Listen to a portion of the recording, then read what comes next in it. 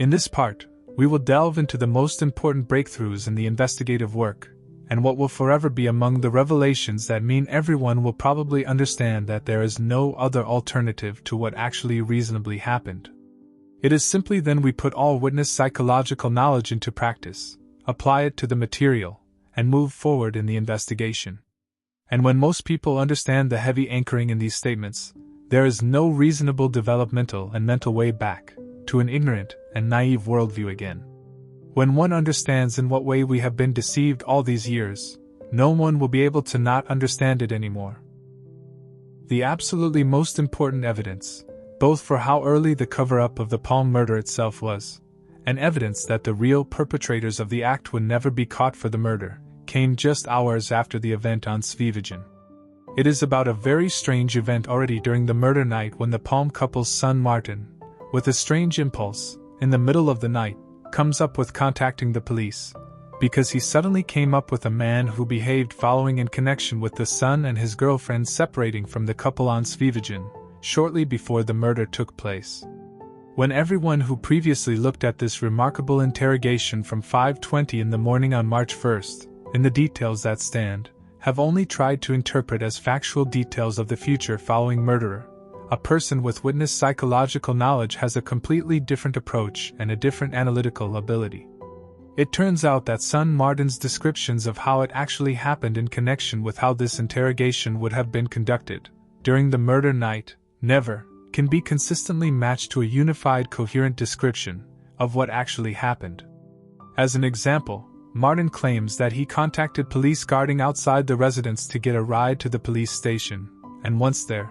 met the interrogation leader Borge Wingren, who according to the interrogation would have shown a picture to Martin of the mad Austrian, which Martin then would convincingly have pointed out as the person he saw in the evening. The big revelation and completely decisive basic problem with the entire fabricated description is that, in the interrogation itself, the interrogation leader himself describes that they were contacted via phone by Martin, and the interrogation leader himself goes and picks up Martin at the parents' residence. Statements that of course were changed and adjusted in later manufactured post-constructed explanations. This is thus totally contradictory descriptions and can never be diminished to simple mistakes. In such a serious situation as during the same night that Sweden's Prime Minister has been shot, and investigating police and the victim's own son would have mistaken these basic details. It instead explains the completely decisive and obvious revelation that the interrogation never even took place, with the alleged involved.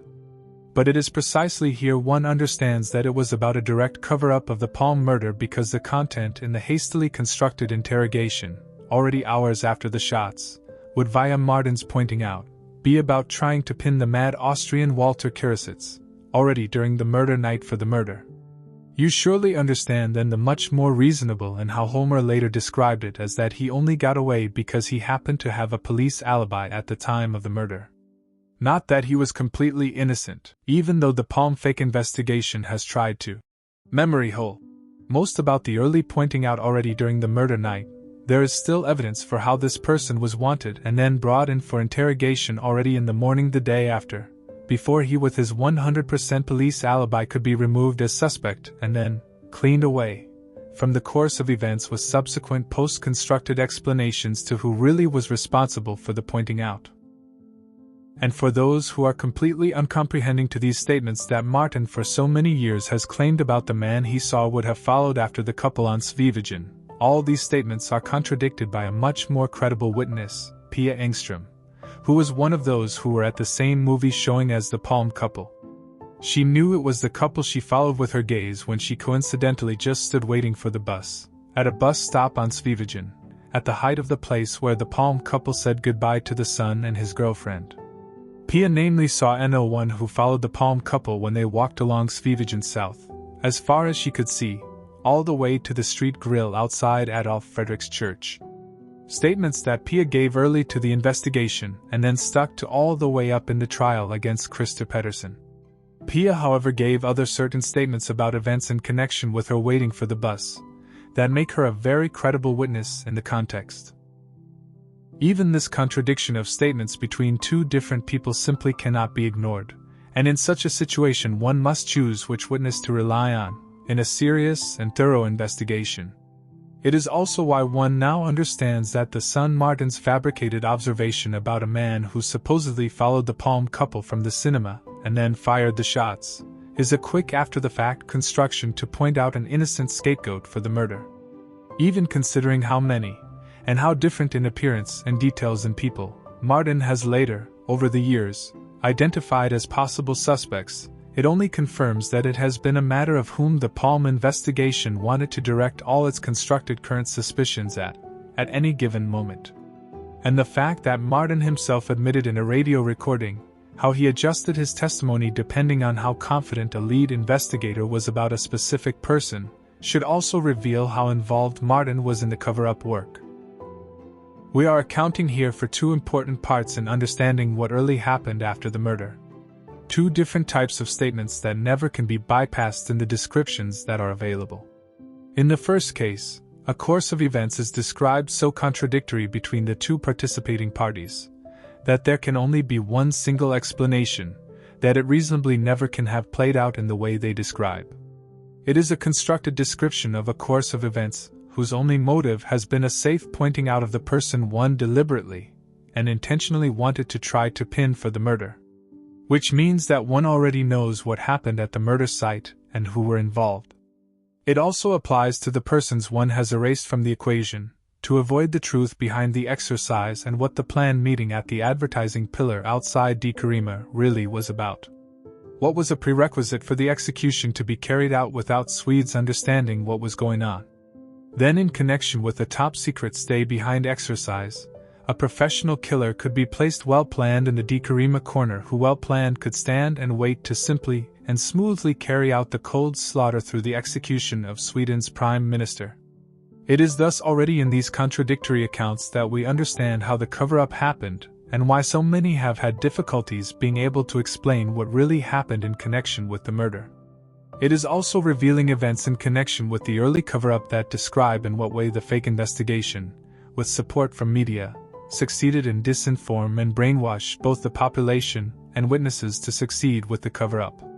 Besides that, they succeeded in cleaning away a central person and a pleasant meeting and conversation at the advertising pillar from the course of events completely in the official narrative despite witnesses' concrete statements.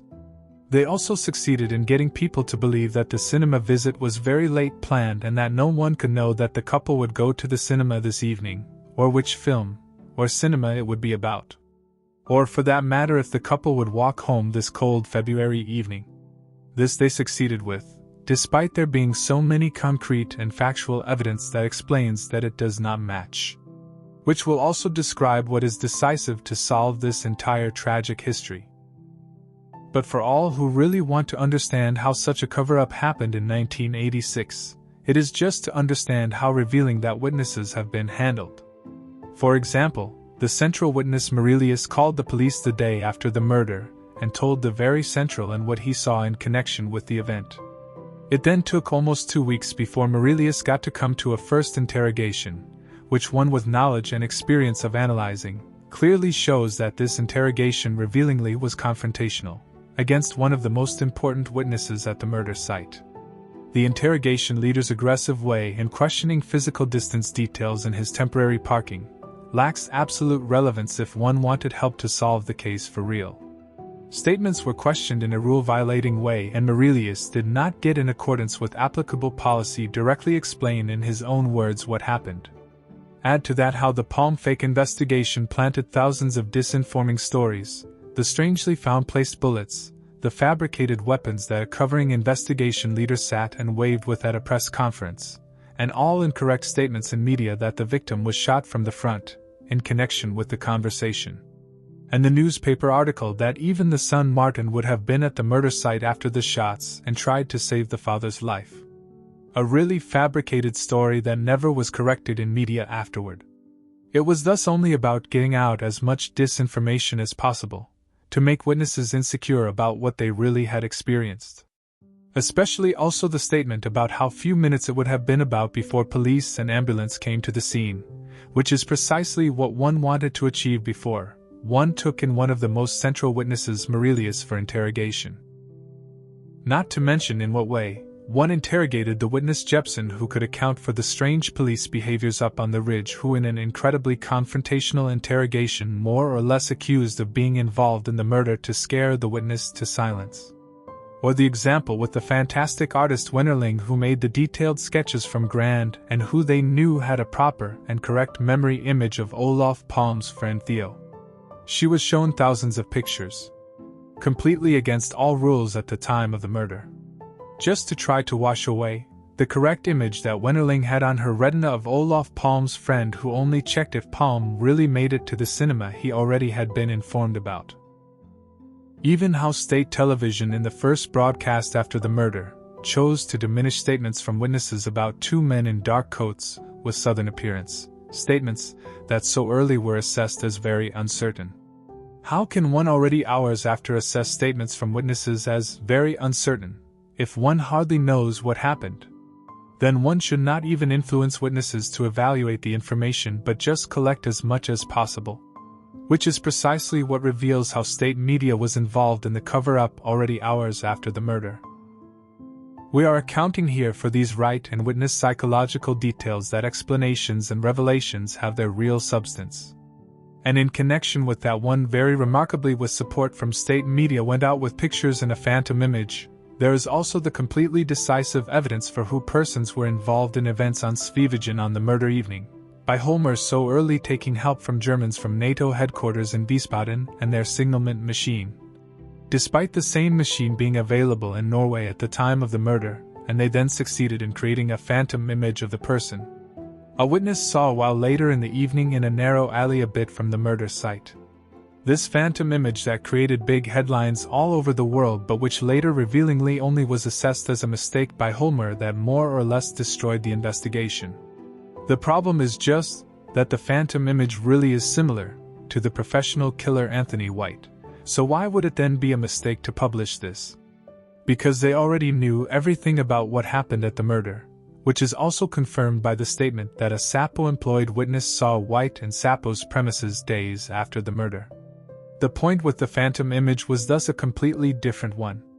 It was about luring in witnesses to the fake investigation, so that witnesses would be controlled and could be silenced, in connection with one then finding out what they knew and what they had seen.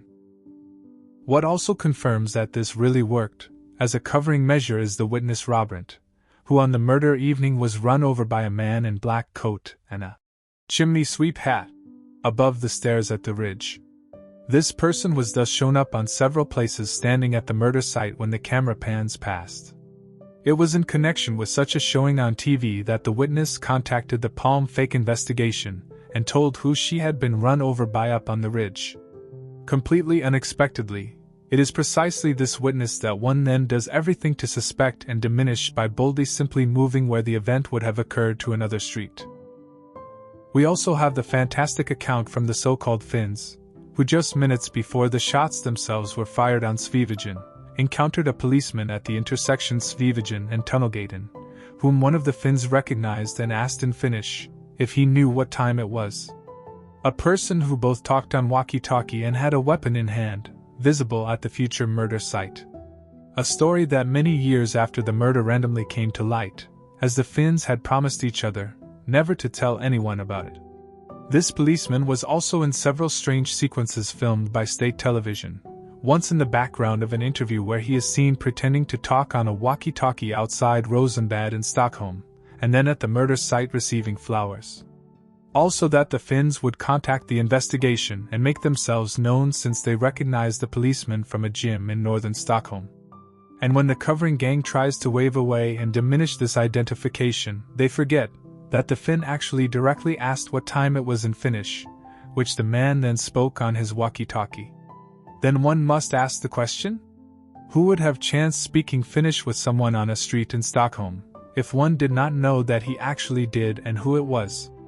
Yet another example that the identification was correct, from a reasonable purely statistical objective perspective.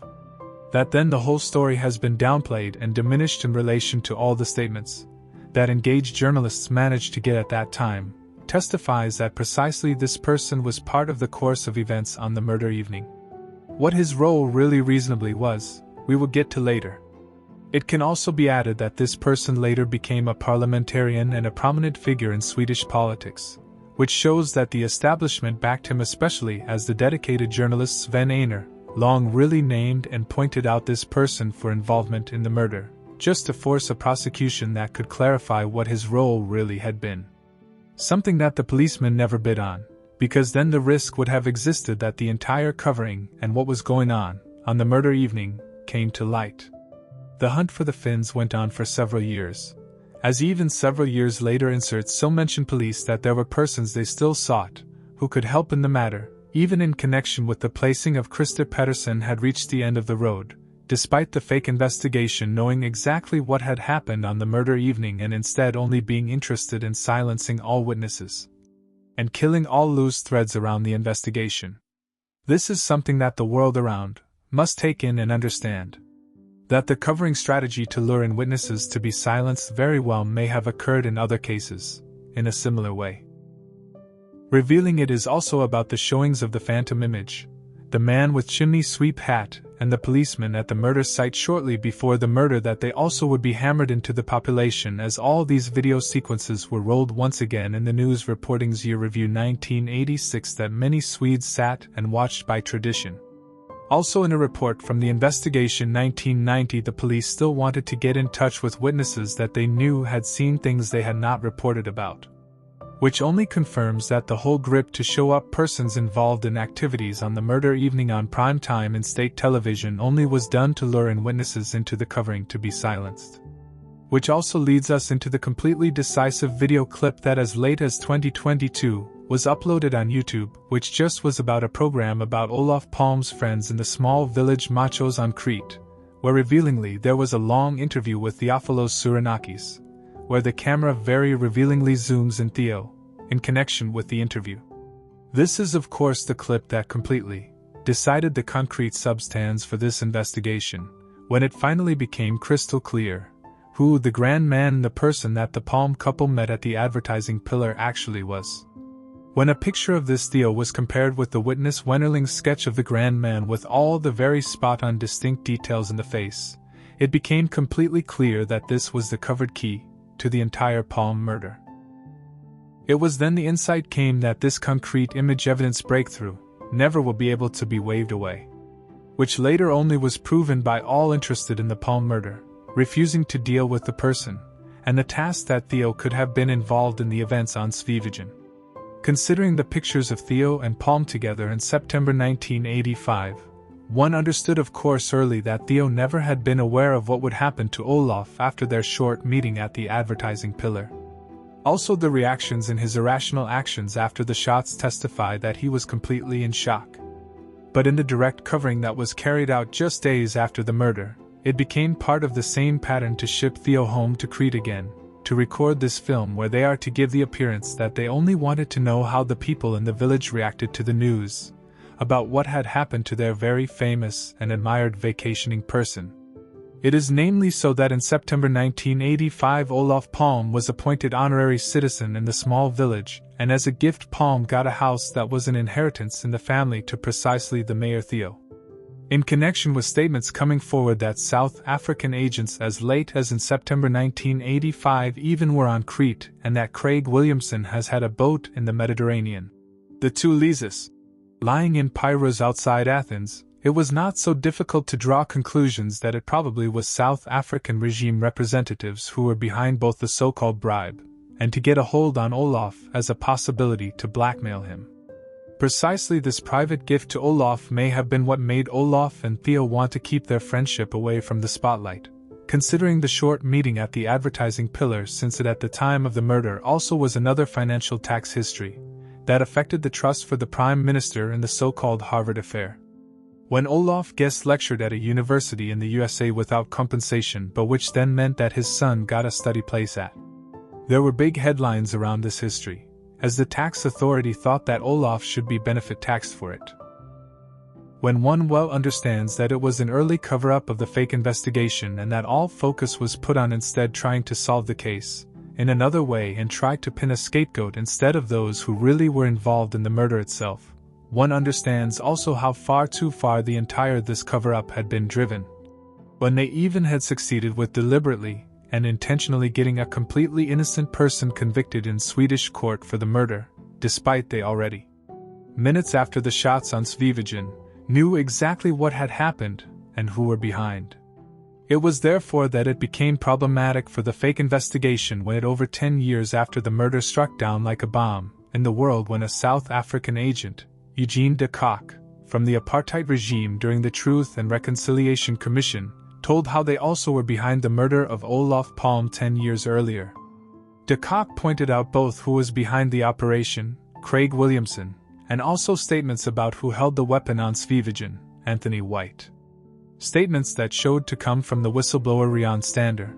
who also worked in Craig Williamson's company Longrich, where he knew most about what happened around the murder of the Swedish Prime Minister.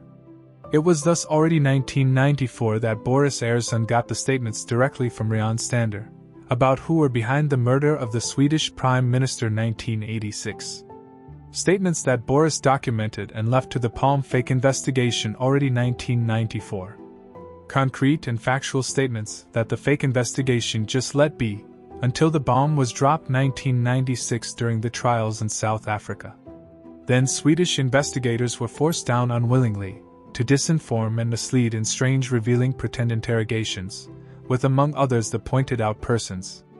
Just that the investigators bought straight off that Craig would not have been in Sweden since the end of the 70s, despite a very credible witness seeing him at a conference in Stockholm a week before the murder, that Swedish police saw Craig in the International Police Association's premises during the murder night. There is also a witness who sat next to a nervous Craig on an airplane from Stockholm to Gothenburg the day after the murder, where he was seen taken by persons through a side entrance upon arrival at the destination. When it comes to Anthony White, he had, according to statement, never been Sweden, despite a Säpo-employed witness pointing him out in Säpo's premises days after the murder. In connection with this tangle receiving international attention, it became an external pressure for a period on the fake investigation, which shows how important it is that international forces put pressure on Swedish covering authorities to actually take on this tragic open wound that a large part of the population still suffers from. What at least caused the tension forced the fake investigation to as late as 1996 hold an interrogation with Boris Ersson about all the statements he collected already 1994, and all the contact he had with the terrified Rian Stander the years after they met. The interrogation that was held at the police in Luleå 1996 is the very most revealing documentation that exists around the entire Palme fake investigation. There are incredibly concrete statements about that Rian had documentation on how much the professional killer Anthony White got in money for the murder of the Swedish Prime Minister. Also from which account the money has been paid out.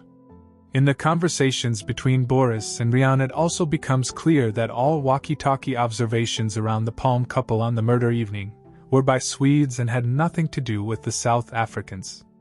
It also came out that Craig had had contact with some female chief whom they could no longer contact after the act was carried out, which indicates that it was precisely the Palme couple's friend Anthusa, in the village Machos on Crete, who despite everything was the Palme couple's primary contact and the one that Theo answered to. With knowledge of Theo's involvement in the events on the murder evening and Rian's statements about Olof Palme and black money, one can also draw conclusions that it actually was in this way that the South African agents tried to get at Olof and via Theo succeed in provoking a meeting, a cold February evening in Stockholm outside Dikarima on the way home from a movie. Both with the wife in tow and really no suspicion that an execution would be carried out. Considering that a witness saw a terrified Theo flee from the site of the murder and the meeting with a bag in hand, there is reason to believe that it may have been the content of the bag that the short meeting at the advertising pillar may have been about. It is just to note that precisely as the stubborn police commissioner, ringed in geographically, in his report the involved in the murder, came from Crete and South Africa, and it is precisely therefore that Theo is the key person to solving the entire case. And it is therefore that it now can be described in detail what actually happened at the murder site, mostly based on all the witness statements that have knowledgeably been analyzed and combined in a single reasonable course of events. And revealingly, it is none of all those who continue to cover up the murder who even want to touch the completely decisive key person, Theo.